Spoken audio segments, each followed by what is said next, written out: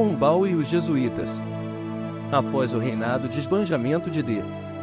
João V, sobe ao trono de Portugal D. José I, como o quinto rei da dinastia Bragantina. O soberano escolhe para seu primeiro-ministro a Sebastião José de Carvalho e Melo, depois conde de Oeiras e mais tarde, marquês de Pombal.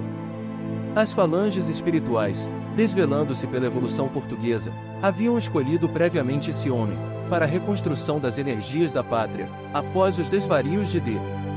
João V, um monarca esbanjador e arbitrário, que nunca reuniu as cortes para uma consulta, necessária aos interesses do povo.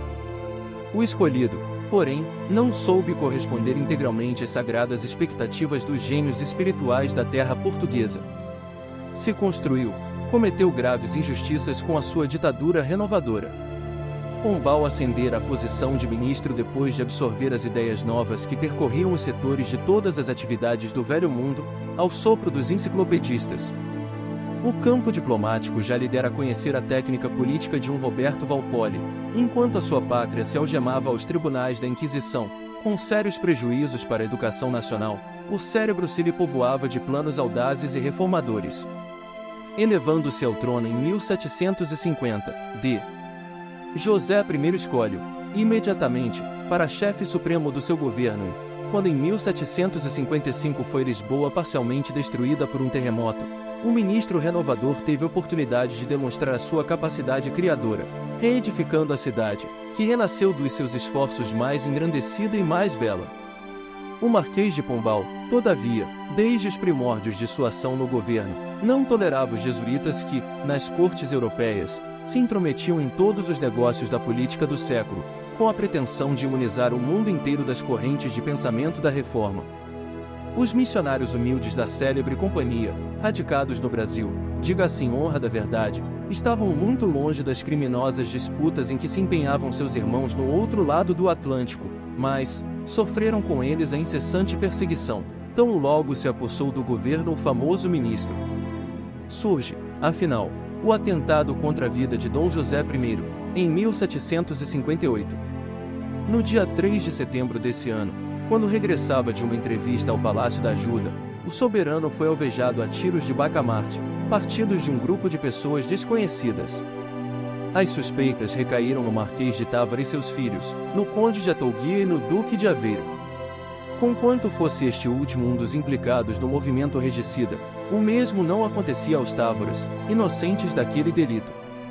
Instaurou-se um processo que terminou, apesar de todas as suas clamorosas irregularidades, com a sentença de morte para todos os implicados.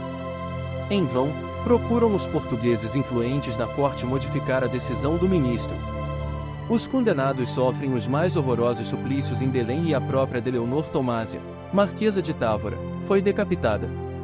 Pombal aproveita o ensejo que se lhe oferece para justificar a expulsão dos jesuítas, apontando-os como autores indiretos do atentado e de José I, a instâncias do seu valido, assina sem hesitar o decreto de banimento. Esse ato de Pombal se reflete largamente na vida do Brasil. Todo o movimento de organização social se devia, na colônia, aos esforços dos dedicados missionários. O clero comum possuía escravos numerosos e chegava a defender o suposto direito dos escravagistas, incentivando a caça aos índios e abençoando a carga misérrima dos navios negreiros. Os jesuítas, porém, sempre trabalharam, no início da organização brasileira, dentro dos mais amplos sentimentos de humanidade. Aldeavam os índios, aprendiam a língua geral, a fim de influenciarem mais diretamente no ânimo deles, trazendo as tabas rústicas às comunidades da civilização e foram, talvez, naqueles tempos longínquos, os únicos refletores dos ensinamentos do alto, advogando seu verbo inspirado à causa de todos os infelizes. A sua expulsão do Brasil retardou de muito tempo a educação das classes desfavorecidas, e se o ministro de D. José I estendeu algumas vezes o seu dinamismo renovador até a pátria do Evangelho, sua ação poucas vezes ultrapassou o terreno material, tanto que, mesmo alguns melhoramentos introduzidos no Rio de Janeiro pelo Conde de Bobadela, que levantou aí a primeira oficina tipográfica do país, foram por ele destruídos, à força de decretos que constituíam sérios obstáculos à facilidade de educação no território da colônia. A esse tempo, observando a anulação dos seus esforços, os missionários humildes da cruz procuraram Ismael com instantes apelos. Seus trabalhos eram abandonados, por força das determinações do ministro arbitrário. Suas intenções ficavam incompreendidas, suas ações baldadas, no sentido de espalharem entre os sofredores as claridades consoladoras do ensino de Jesus. Mas, o generoso mensageiro pondera bondosamente aos seus dedicados colaboradores. Irmãos, diz ele, muitas vezes, os próprios espíritos que escolhemos para determinados labores terrestres não resistem à sedução do dinheiro e da autoridade. Sentem-se traídos em suas próprias forças e se entregam, sem resistência, ao inimigo oculto que lhes envenena o coração. Deixai aos despotas da terra a liberdade de agir sob o império da sua prepotência. Por mais que operem dentro das suas possibilidades no plano físico, a vitória pertencerá sempre a Jesus, que é a luminosidade tocante de todos os corações.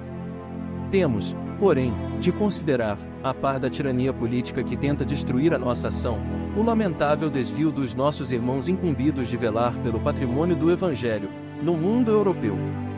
Infelizmente, não têm eles procurado levar a luz espiritual às almas aflitas e sofredoras, clareando a estrada dos ignorantes e abençoando o rude labor dos simples.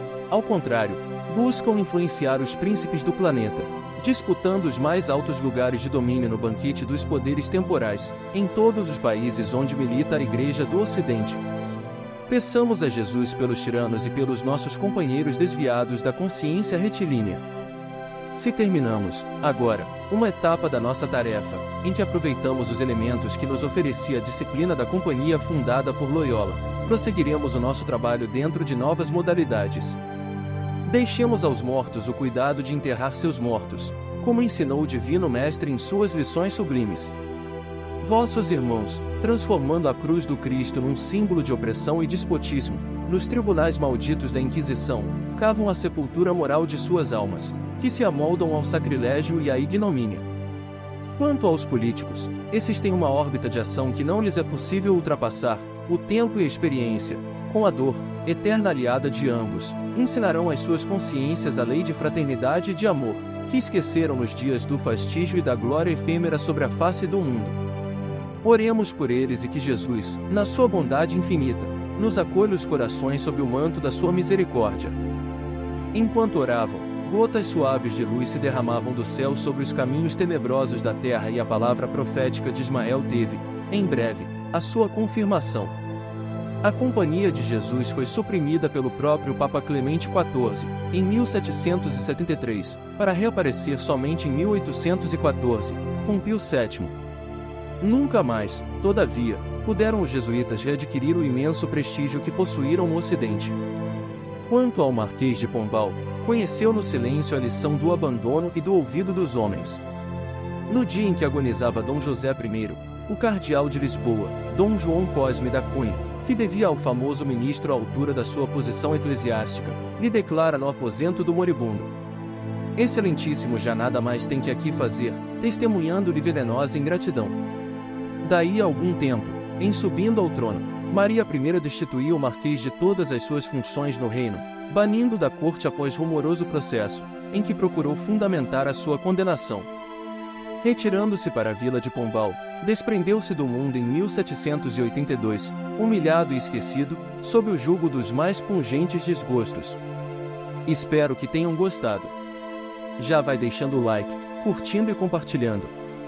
Até o próximo vídeo.